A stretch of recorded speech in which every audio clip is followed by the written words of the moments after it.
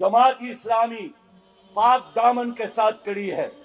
न हमारे दामन पर कोई दब्बा, न हम में से कोई नेबजद्दा, न हमने कभी कोई कर्जा लिया है। मैं खैबर पख्तूनख्वा में 2 बार सीनियर मिनिस्टर रहा हूँ। मैंने अपनी सूबे को अपनी वजारत में कर्ज प्रस फ्री सूबा बनाया था। आज PTI की हुकूमत है, खैबर पख्तूनख्वा पर 900 अरब से ज्यादा कर्जा चढ़ा है।